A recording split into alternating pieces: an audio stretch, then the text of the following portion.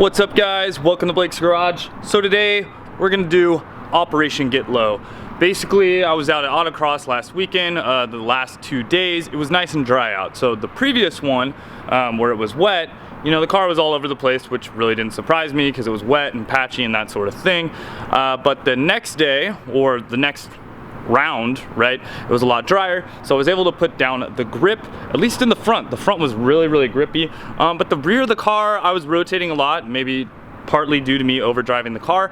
However, I just felt like there should have been a lot more rear end grip, and I think it's due to weight balance on the car, because I did obviously gut all of that stuff out of the vehicle, so now the ass of it is very light, and it kind of did move up. Before I put the roll cage in it, I could actually see that the butt of the car actually lifted up quite a bit. So I think what I'm gonna do is lower the rear end of the car, because as you can see, hopefully you guys can see it from right here, but the rear has a bit of a rake to it on the back here. You know, it's decently low in the back, but I think I want to tuck this a bit more and get rid of some of this rake in it, because I definitely see the car, hopefully you guys can see it from right there, but I see it being a lot higher here in the rear. So I think lowering it out, it's actually all the way down on the lowering, like the adjustment piece is actually all the way down, but I still have the stock spacers in it. So I'm gonna go ahead and rip those out and get the car sitting a little bit lower on the ground, because what I see too here on the front, right, they were digging in good. They got some you know, some grippage. You could see some marbling of the tire, you know, a little bit of rollover right here, but that was probably from me pushing the car pretty good too. I think I want to do a front strut tower brace as well. I think that's going to stiffen it up, because the rear of the car, since I put the cage in, is super stiff. I noticed that as soon as I drove away.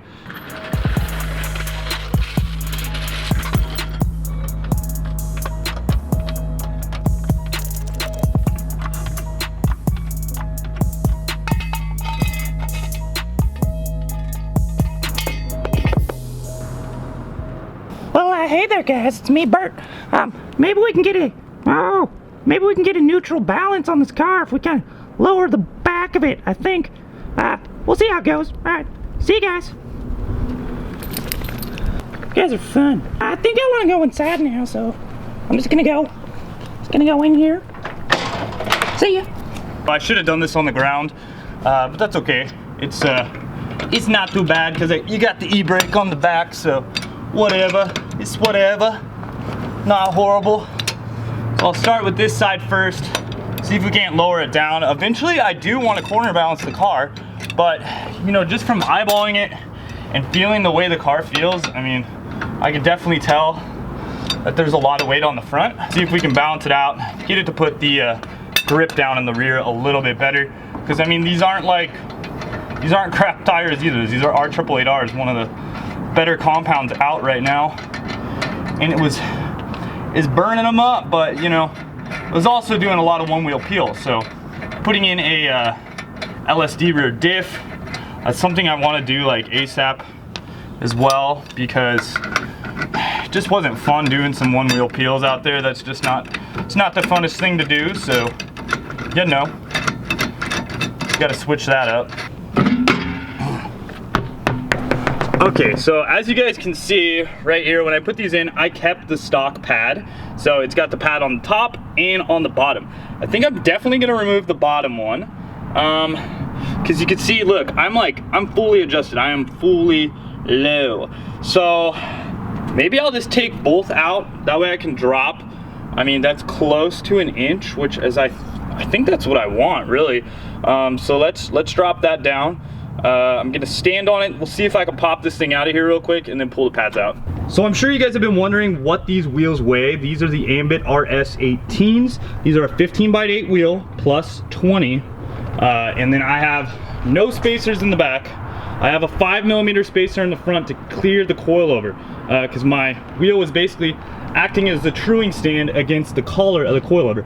Now these are 205/50 ZR15s, and the Toyo Proxy R888Rs. These do run a bit wide, you know, probably wider than a lot of your just standard tires, because these are basically a R compound, so they're a race compound.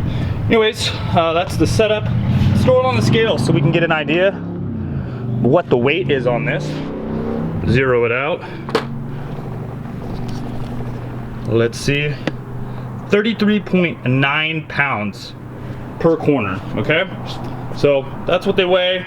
I think the tire is right around 20.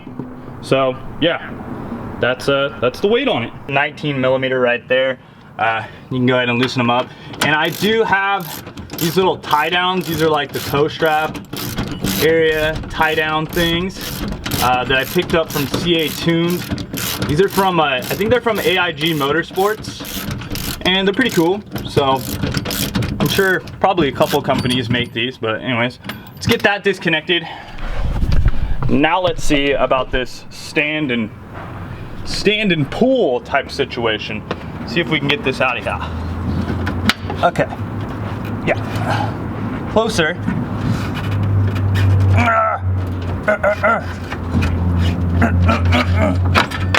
Okay, got it out of there. Nice. That worked well.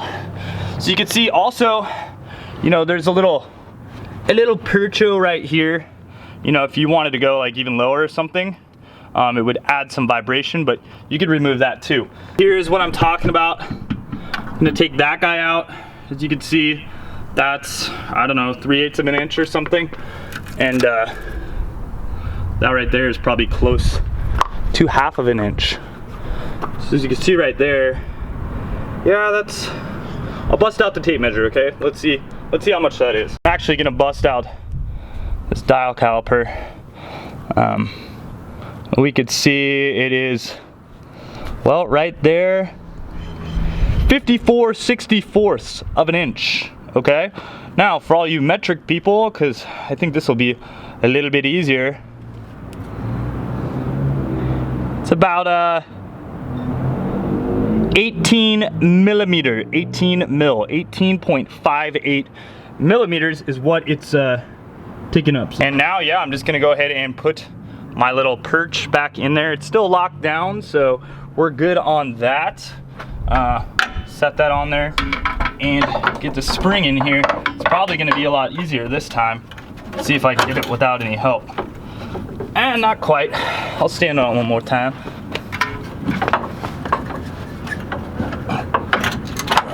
Okay, there we go. Muchos beterosos. Yeah. Okay, so another thing that these things did when I was trying to adjust ride height before is it made it like really hard to twist the spring. So now that it's up here, I mean, yes, it does have a bit of wobble. Now that I got that, you know, that distance out of there, I gotta make this up and get a little bit of preload on the spring. So now I'm adjusting the shock body, lowering the shock body basically until I can get a little bit of preload on this. So we're just gonna crank this down. And this technically is not like how you lower your car. This is not how you're lowering your car. You're doing all your lowering and ride height adjustment right here. So this is just for the travel and for the preload of the spring. Okay, so I got a bit of preload on that. I'm gonna go ahead and lock this collar down. It's a pretty substantial drop. We'll see how far down it actually drops the car, because it seems like it's gonna be quite a bit. So I may just do this one side real fast and then adjust it. We're probably gonna have to adjust this a bit. I'm thinking it's gonna be a little too low, but I don't know. We'll see. I'll go ahead and throw the wheel on real quick. And I did rotate the tire with the other side as well, because this is kind of my one wheel peel side right here. So, you know, got to even out the rubber wear from all the burners we were doing. You know, I was just kind of looking at the Spec E30 cars, and I did kind of notice that it was tucking a bit more of the rear tire. So that is, so it kind of made me think about doing this. Like I said, I'd like to get it on some scales so we can get some actual numbers. We could really dial this in and really adjust this. That'd be good. So I'm gonna go ahead and do the other side, and then we'll drop it on the ground. You guys don't need to watch that because it's basically the same process, but let's do that real fast and then we'll be good to go. I don't know how much extra negative camber is gonna get in this thing. Might be quite a bit. So may have to do some camber adjustments afterwards, but see where it sits. Yeah. similar to before, but obviously not settled. Okay, that's tucking rear wheel now. Tucking the rear for sure. But yeah, that actually looks a lot more level to me. It's less high in the back, so I'm gonna have to, it was definitely higher. Obviously it's not completely settled yet, but I'm gonna have to drive it around like that, see how it works. Let's just eyeball the, so camber, I would say it looks like about, I don't know, maybe close to 3 degrees. Gosh, I can't even tell.